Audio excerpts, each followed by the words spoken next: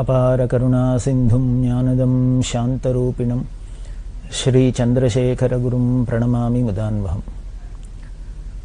1979 வருஷம் கர்நாடகத்தில் வியாசநகரே அப்படிங்கிற இடத்துல சங்கர ஜெயந்தி உற்சவம் ஆரம்பிச்சதை பார்த்தோம். அமாவாசைக்கு முன்னால் பிரதம அன்னைக்கு இது கார்த்தால உற்சவம் ஆரம்பிச்சுது.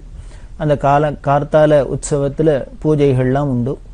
சாயந்தரம் 4:30 மணிக்கு கிளம்பி ஆதிசங்கர பகவத்பாதாவோட அந்த பாதுகையை இந்த பல்லாக்கில் வச்சுண்டு சத்திர சாமரங்கள் இந்த உபச்சாரங்களோட ஊர்வலம் போகணும் அப்படின்னு பெரியவா உத்தரவு பண்ணியிருந்தா. ஊர்வலம் எங்கே போகிறது அப்படின்னா, இந்த பெரியவா இருந்த அந்த ஆசிரமத்திலேருந்து இந்த பூஜை நடக்கிற இடத்துலேருந்து முன்னால் இருக்கிற அந்த துங்கபத்ரா நதிக்கரைக்கு ஊர்வலமாக எடுத்துன்னு போகணும் அப்படின்னு மங்களவாத்தியம் எல்லாத்தோடையும். அதுக்கு ஊர்வலம் போகிறது ரொம்ப கண்கொள்ளா காட்சியாக இருந்தது. பெரியவாளும் கூடவே வரா. எப்படி இருந்தது அப்படின்னா, கூட்டமான கூட்டம், ஜனங்கள்லாம் எல்லாம் தெரிஞ்சுன்னு வந்துடுத்து. முன்னால மங்களவாத்தியம் போகிறது, 2 தீவெட்டி, சாமரங்கள், சத்திரம், அதில் அந்த டோலி பல்லாக்கில் பகவத்பாதாள் படம் வச்சு முன்னால் ஒருத்தர் தட்டில் ஆச்சாரியால் பாதுகையை எடுத்துட்டு போக கூட எல்லாரும் வர. பின்னால் பெரியவா வர. சாண்டூர் ராஜ குடும்பத்தெல்லாம் ராஜாக்கள்லாம் கூட வர. இந்த ராஜாக்களுக்கெல்லாம் நடுப்புற பெரியவா எப்படின்னு எதிராஜன் மாதிரி ஜம்முன்னு தண்டத்தையும் பிடிச்சுண்டு அந்த நடந்து வர அழகு தனி. பெரியவா அந்த நடந்து இந்த தளிர் நட அப்படின்னா தத்தி அவ நடந்து வருது, கஜகதியில் வரத்தை பார்த்தா கண்கொள்ளாதான் இருக்கும். அவ எதை பண்ணினாதான் நம்ம மனசு பறி போகாது. எதை பண்ணினாலும் அழகா இருக்கும். அவ நின்னாலும் அழகு, உட்கார்ந்துனாலும் அழகு, படுத்திருந்தா அழகு, நடந்தா அழகு, பேசினா அழகு, பேசலைன்னா அதை விட அழகு, அபிநயம் பண்ணினா அதை விட அழகு. இப்படி ஒன்றை விட ஒன்று அழகு, ஒன்றை விட ஒன்று அழகு, ஒன்றை விட ஒன்று அழகுன்னு அப்படியே உருக்கிறாப்புல தான் இருக்கும். நெக்க உருக்கிடும். ஒரு பாட்டு இருக்கே, அதரம் மதுரம் வதனம் மதுரம் மதுராதிபதியர் அகிலம் மதுரம் அப்படின்னு வல்லபாச்சாரியார் உருகிறாரே. அந்த கிருஷ்ணன் என்ன பண்ணான்னு எத்த பண்ணினாலும் அழகுதான். அதைத்தானே அவர் வர்ணிக்கிறார். அந்த மதுராஷ்டகத்துல சொன்னதெல்லாம் இப்போ நீங்க பெரியவாளுக்கு சொல்லி பாருங்கோ. சொல்லி பார்த்தேன்னா ரொம்ப அப்படியே அத்தனையும் பொருத்தமா இருக்கும். பிரதோஷ மாமாவோட மச்சினர் கிருஷ்ணமூர்த்தி அப்படின்னு கிட்டு மாமா அப்படின்னு சொல்றது. அவர் பெரியவா மேல இதே மாதிரி வல்லபாச்சாரிய மதுராஷ்டகம் மாதிரியே அவரும் ஒண்ணு பண்ணியிருக்கார். பெரியவா பண்ற எல்லா காரியத்தையும் ஒரு நாளைக்கு எழுந்துட்டா ஆச்சமனம் பண்றதை பார்த்தா அழகா இருக்கும். எதை பார்த்தாலும் மதுரம் மதுரம் மதுரம் மகா பெரியவா மதுரம் அப்படின்ட்டு அவர் வர்ணிச்சிருக்கார். அவ்வளவு ஆனந்தமா இருக்கும். இன்னொன்னு கூட அவர் பண்ணியிருக்கார். பார்த்துக்கிட்டே இருக்க தோணுது, பெரியவாளை பார்த்துக்கிட்டே இருக்க தோணுது அப்படின்னு ஒரு பாட்டு அவர் எழுதினர். அதை பிரபல பாடகர் டி.எம். சௌந்தரராஜன் அவர்கள் ரொம்ப அழகா அதை பாடி நெக்கு உருகிறாப்புல அதை கேட்டாலே நம்ம மனசுல கல் நஞ்சும் கரையும் அப்படி இருக்கும். அதுல பார்த்தீங்கன்னா எதை பார்த்தாலும் அழகா தான் இருக்கும். பெரியவா ஆச்சமனம் மன்றத்தே அழகா இருக்கும். இடதுகையால் அனுகிரகம் பண்ணா அழகா இருக்கும். வலதுகையால் அனுகிரகம் பண்ணா நடந்த அழகா இருக்கும். இப்படி எதை பார்த்தாலும் அழகா இருக்கும். பார்த்துட்டே இருக்கணும்னு தோணும். பெரியவாளை பிரிந்து வர மனமும் மறுக்குது அப்படின்னு இருக்கும் இந்த வார்த்தை. ஏதோ பார்த்தாச்சு போறோம், நமக்கு நேரம் ஆச்சு போகலாம் அப்படின்னே தோணாது. அப்படியே இருந்துட மாட்டோமா, அங்கேயே இப்படியே உருகிட மாட்டோமா, அப்படியே ஐக்கியம் ஆயிட மாட்டோமா, கரைஞ்சிட மாட்டோமா அப்படிங்கிறப்பல தான் இருக்கும். அதுதான் அது பரபிரம்மம் அப்படிங்கிறதுக்கு சாட்சி. பரபிரம்மம் பிரம்மானந்தம். பிரம்மானந்தனா எப்படி இருக்கும்? பெரியவாளை போய் ஒரு தரம் தரிசனம் பண்ணினா ஒரு க்ஷணகாலம் அங்க இருந்தா அனுபவிச்சவாளுக்கு தெரியும். அப்படிதான் இருக்கும் பிரம்மானந்தம்னா என்ன அப்படின்னு நாம தீர்மானமா சொல்லலாம். அப்படி பெரியவா தண்டத்தை தூக்கிண்டு அப்படி தளிர் நடந்து வர அய்யர்வாழ்சர் தியாகபிரமன் சாமஜ வரகமனா அப்படின்னு ஒரு சாகித்யத்துல சொல்ற. அவன் எப்படி இருக்குன்னு அந்த யானை நடந்து வராப்புல இருக்கும். எப்படி வேணா அவ பாவத்துக்கு ஏத்தாப்புல இருக்கும். பெரியவா நடந்து வரத்த பார்த்தா அப்படியே அப்படி பரம கம்பீரமா அப்படி யானை நடந்து வராப்புல அசைஞ்சு வராப்புல இருக்கும். சில பேர் சொல்லுவா அப்படியே நடந்து வரத்த பார்த்தா அம்பாள் நடந்து வராப்புல இருக்கும் அப்படின்னு சொல்லுவா. அவளோட மனோபாவத்துக்கு ஏத்தாப்புல அது ஆனந்தத்தை கொடுக்கும். அப்படிதான் இவ பெரியவா பின்னால ஆச்சாரியால் பாதுகைக்கு பின்னால ஊர்வலத்தில் நடந்து வர அந்த துங்கபத்ரா நதிக்கரைக்கு சுவாமி எழுத்துன்னு போய் அந்த பாதுகைக்கு அபிஷேகம் பண்ணி எப்பொழுதுமே உண்டு. அந்த இடத்துல போய் அபிஷேகம். காஞ்சிபுரத்துல என்னன்னா காமாட்சி கோவிலேருந்து ஆச்சாரியால் கிளம்பி சங்கர ஜெயந்தியில ஒவ்வொரு நாளைக்கு அங்க நிறைய தீர்த்தங்கள்லாம் உண்டு, புண்ணிய தீர்த்தங்கள்லாம்.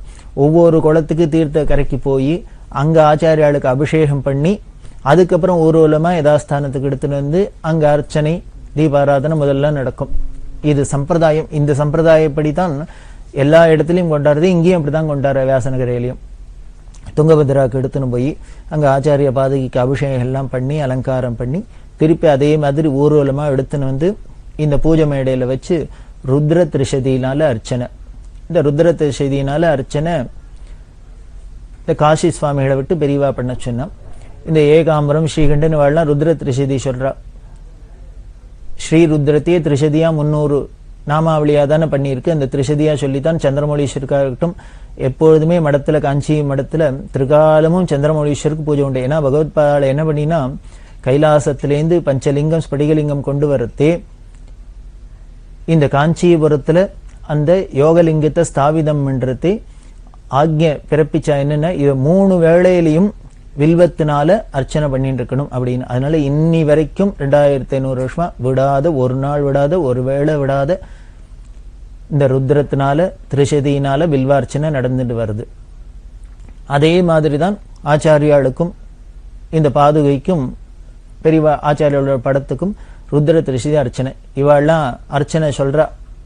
ஓம் நமோ பகவதே ருத்ராய அப்படின்னு எல்லாம் இவ ஆரம்பிச்சு சொல்றது. பெரியவா இன்னும் உறக்க சொல்லு உறக்க சொல்லு. சில சமயம் பெரியவாளை காதுல விழாத மாதிரி இருக்கும் இல்லையா, அதனால என்ன எரிஞ்சு சொல்லு எரிஞ்சு சொல்லு அப்படின்னா வேற ஒன்றும் இல்லை.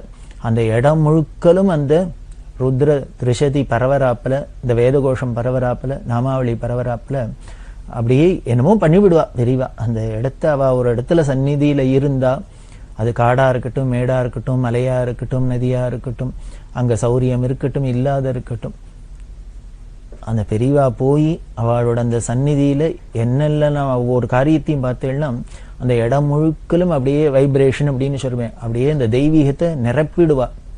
அது மாதிரிதான் இங்கேயும் அந்த என்ன எரிஞ்சு சொல்லு எரிஞ்சு சொல்லுன்னு சொல்ல அந்த ருத்ர திரிசதி முடிஞ்சுது. திரிசதியெல்லாம் முடிஞ்ச உடனே தீபாரதனையெல்லாம் ஆகி மற்ற உபச்சாரங்கள்லாம் ஆக பெரியவாளை தண்டவந்தனம் பண்ணி எல்லாம் பண்ணா இதை பார்த்துன்ற வாழ்க்கெல்லாம் நெக்கு உருகித்து.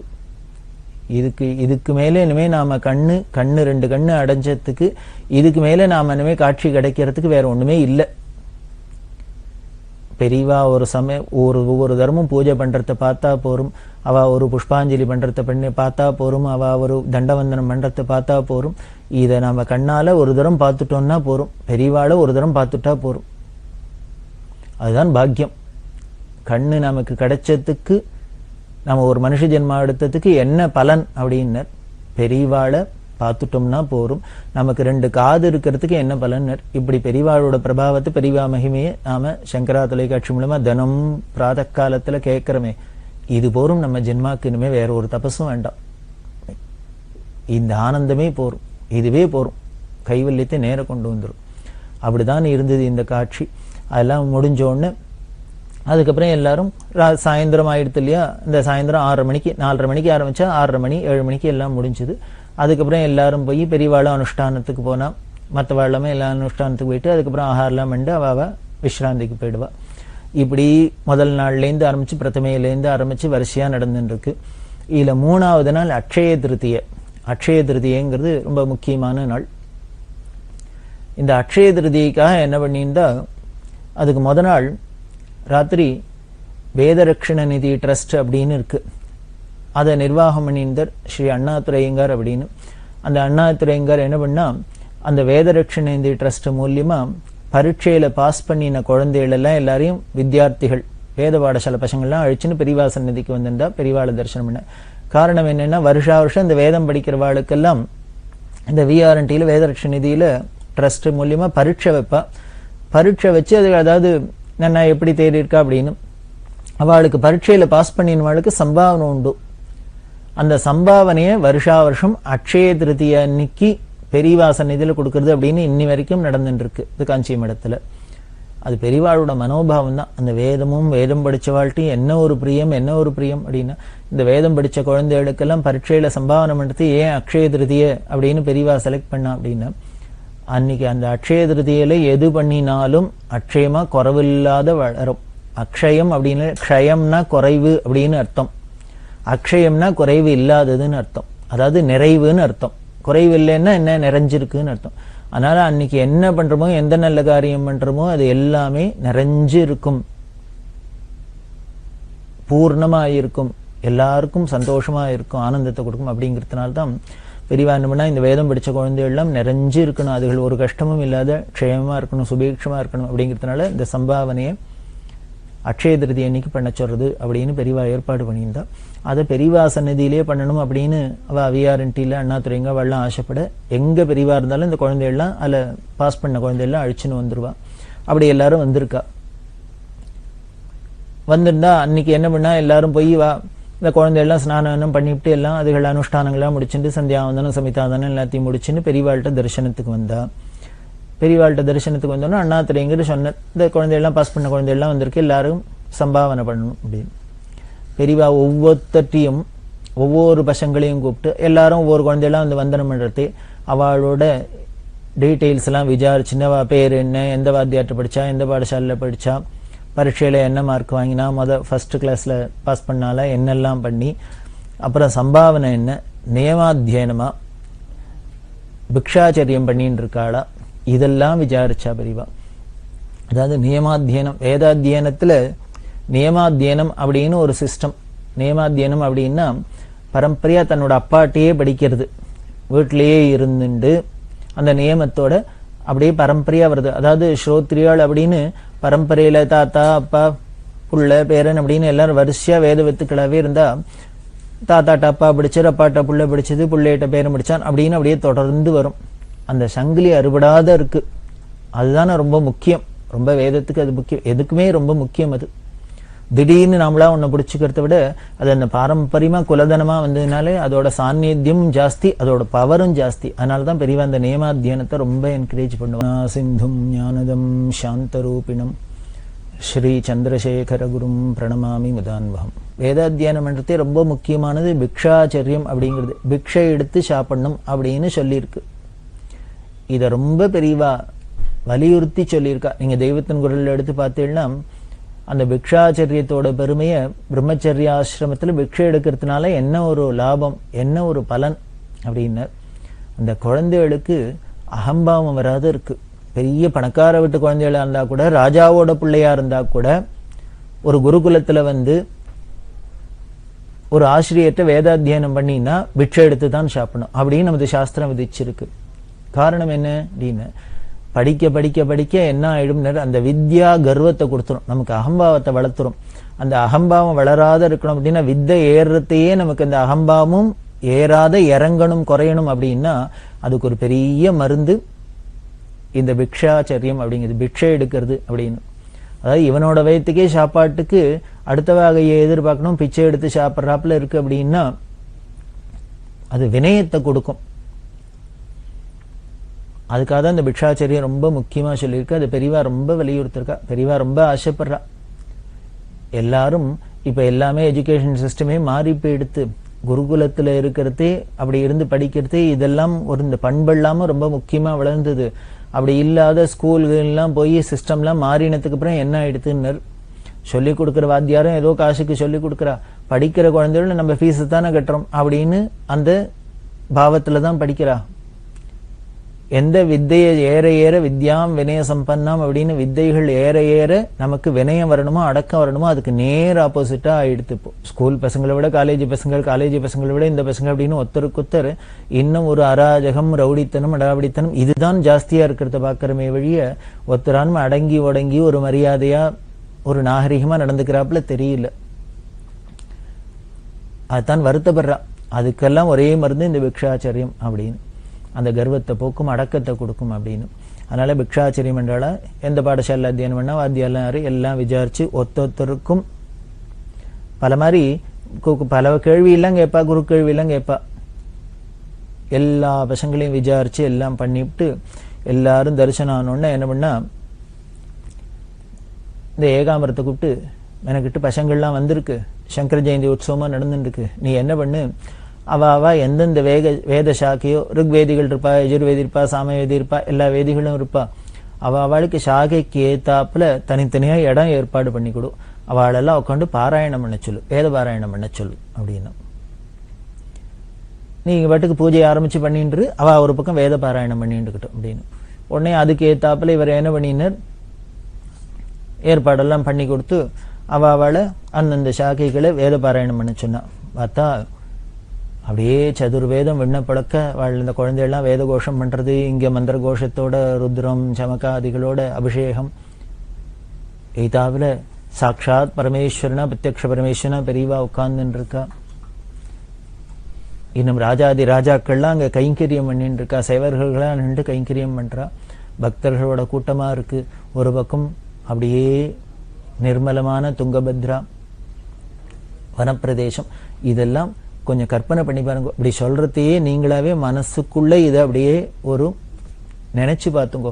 அந்த சமயத்துல அந்த 79ஆம் வருஷம் வியாசநகரே சங்கர ஜெயந்தியில நாமும் பார்ட்டிசிபேட் பண்ணினதா அங்க ஒத்தரா இருந்த அனுபவமே வரும், கிடைக்கும். அது வரணும். பாவம் தானே, மனசுல நினைச்சோம்னா தானே வரும். அப்படி வந்ததுன்னால் அதுதான் பெரியவா பிரசாதம், அதுதான் பெரியவா அனுகிரகம். அப்படி இருக்க இந்த வேத பாராயணம்லாம் நடந்துட்டு பிரமாதமா எல்லாம் நடந்தது. அப்படி நடந்துட்டே இருக்கிறது. பெரியவா என்ன பண்ணினா அன்னைக்கு முடிஞ்சு கொடுத்து இன்னும் மறுநாளைக்கு காத்தால என்ன பண்ணார், இவர் ஏகாம்பரம் ஸ்நானத்துக்கு வர்ற துங்கபத்ராக்கு.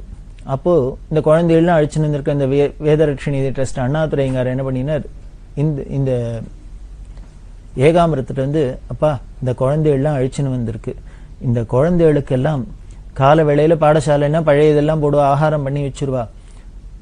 இப்போ மத்தியான சாப்பாட்டுக்கு லேட் ஆகும், பாராயணம் எல்லாம் முடிஞ்சு பூஜையெல்லாம் முடிஞ்சு சாப்பிட்றதுக்கு எப்படியும் 1 மணி 2 மணிக்கு குறையாது ஆயிடும். அதனால கால வேளையில அதுகளுக்கு ஏதாவது ஒரு டிஃபனுக்கு ஏற்பாடு பண்ணினா பரவாயில்ல, ஏற்பாடு பண்றியா நீ, பண்ணிடணும் அப்படின்னு. ஆகாரத்துக்கு ஏற்பாடு பண்ணுவேன், குழந்தையெல்லாம் வந்திருக்கா பாராயணம் பண்ற எல்லாமே சாப்பாடு பண்ணுவேன். இவா இருக்கிறதோ எங்கேயோ நதிக்கரையில ஃபாரஸ்ட்ல. ஏகாம்பரம் சொன்னார், இது ஸ்நானத்துக்கு போயிட்டு வந்து உங்களுக்கு பதில் சொல்றேன் அப்படின்னார். உடனே அண்ணாதுரைங்கார் சிரிச்சுட்டே, வரு போயிட்டு வந்து பதில்லாம் சொல்லக்கூடாது, ஏற்பாடு பண்ணணும் அப்படின்னார். நீ என்ன பண்ணுவே, இந்த முடியும் முடியாதுன்னு பதில்லாம் சொல்லக்கூடாது, எல்லாம் ரெடியா இருக்குன்னு சொல்லணும்ப்பா, ஏற்பாடு பண்ணணும், அதை இப்பயே சொல்லு அப்படின்னு. அவர் அப்படி சொன்ன உடனே என்ன பண்ணார், கூட கைங்கரம்ன்றார். அவர்கிட்ட சொன்னார், இந்த குழந்தைகள்லாம் அழிச்சுன்னு வந்திருக்கா, இந்த குழந்தைகளுக்கெல்லாம் ஆகாரம் பண்ண என்ன பண்ணலாம் அப்படின்னா, அவர் சொன்ன, நாமளே எங்கேயோ இங்க வந்து இருக்கோம், ஏதோ நதிக்கரையா இருக்கு, காடா இருக்கு, நாமெல்லாம் இருக்கிறவா இங்க சாப்பிட்றதுக்கே எதுல சமைக்கிறது என்ன பண்றதுக்கு என்னன்னு தெரியாது துவச்சுட்டு இருக்கும். அவர் அழிச்சுன்னு வந்திருக்காரோ இல்லையோ, 40-50 குழந்தைகள் அழிச்சுன்னு வந்திருக்கார். இத்தனை பேருக்கு முடி நடுப்புற காட்டுல ஏதான இடம் கிடைக்குமா, சௌரியம் இருக்குமா அப்படின்னு அவருக்கே தோண வேண்டாமோ? அவரே ஒரு சமயக்காரா பாத்திரம் மண்டத்தெல்லாம் எடுத்துட்டு இத்தனை பேரை வரத்த ஒரு வேனை வச்சுன்னு அதெல்லாம் எடுத்துன்னு வருது, ஒன்றும் பெரிய காரியம் இல்லையே, அவரே அதை ஏற்பாடு பண்ணிட்டு வர வேண்டாமா அப்படின்னு அவர் கோச்சுட்டார். இவாளுக்கே இந்த இங்கீதம் தெரியல அப்படின்னு அவர் கோச்சுக்கிறார்.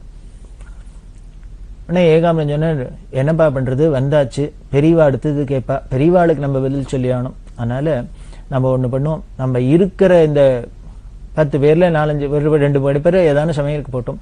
இந்த குமரேசன் இருக்காரு, இந்துவாசம் இருக்கான், வேதபுரி இருக்கா, பிரம்மச்சாரி ராமகிருஷ்ணன் இருக்கு, இந்த 4 பேரையும் வச்சுன்னா அந்த குழந்தைகளுக்கெல்லாம் தானே சமைக்க சொல்லிடலாம், அதுக்கு ஒரு இடத்த ஒதுக்கி கொடுத்து ஏதானு பண்ணலாம் அப்படின்னு.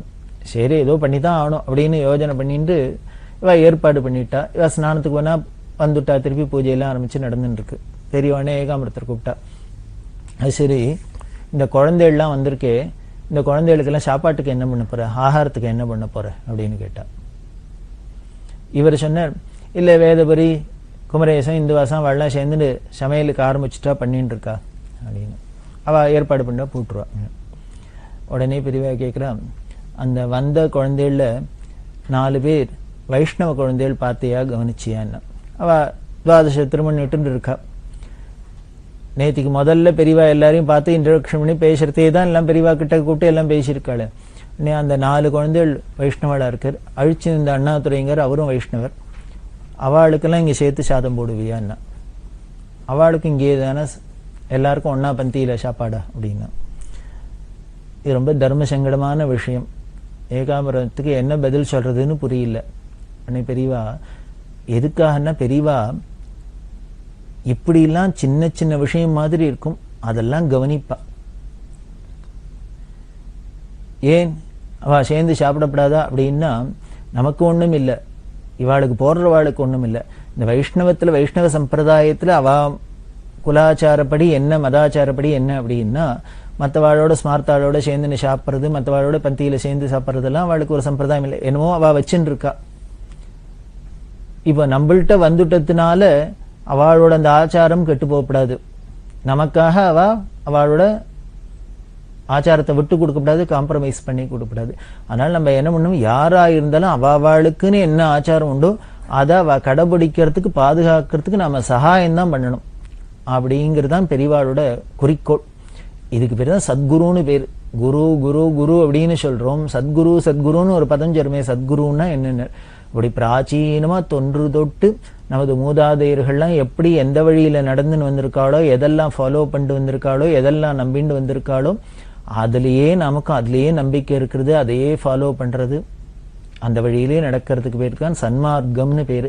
அதை சொல்றவர் தான் சத்குருன்னு பேரு. ஏன்னா சாதுக்கள்லாம் நடந்து வந்த வழி, நாம ஒன்றும் புதுசா கண்டுபிடிக்க வேண்டாம், அதுல நாம நம்பிக்கையோடு போகணும். அதனால்தான் பெரியவா யாரா இருக்கட்டும், எந்த ஜாதியா இருக்கட்டும், எந்த மதமா இருக்கட்டும், எந்த சம்பிரதாயமா இருக்கட்டும், யாரு வந்தாலும் பெரியவாள்கிட்ட அளவில்லாத பிரியம் இருந்தா கூட, ஆனா அவளோட ஆச்சார அனுஷ்டானத்திலேயே அவ மத அனுஷ்டானங்கள்லயே காம்ப்ரமைஸ் பண்ணிக்க தன்னோட விஷயத்தை திணிக்கவே மாட்டா. அவ அதை காம்ப்ரமைஸ் பண்ணிக்க ரெடியா இருந்தா கூட பெரியவா விட மாட்டா. அதுதான் பெரியவாள்கிட்ட. அதனால்தான் எல்லாருக்கும் பெரியவாள்கிட்ட அப்படி ஒரு பிரேமம் இருந்தது. நாமளா இருந்தா பொதுவா என்ன பண்ணுவோம், நம்மளோட விஷயத்தையே அடுத்த வாழ்க்கும் திணிக்கிறதுக்கு பார்ப்போம். நம்மள்ட்ட யாரானு வந்தா உடனே நம்ம பக்கம் அதை இழுத்துக்கிறதுக்கு பார்ப்போம், கன்வெர்ட் பண்ணதான் பார்ப்போம். ஆனா பெரியவாள்கிட்ட அந்த பிசினஸே கிடையாது.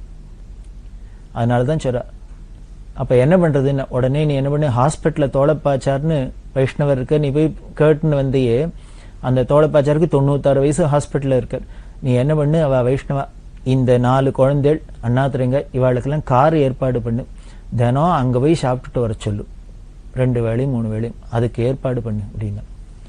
உடனே அங்க போய் சொல்ல அவர் பரம சந்தோஷப்பட்டார். பெரியவா இப்படி எல்லாம் பார்த்து பண்றாளே அப்படின்னு சொல்லி, இப்படி நான் எல்லாரும் இங்க வந்து இருக்கட்டும் அப்படின்னு சொல்ல அப்படி ஏற்பாடு பண்ணப்பட்டது. இதுதான் பெரியவாளோட ஸ்பெஷாலிட்டி அப்படின்னு சொல்லி இன்னும் என்ன தொடர்ந்து சுவாரஸ்யம் அப்படிங்கிறத நாம அனுபவிக்கலாம்.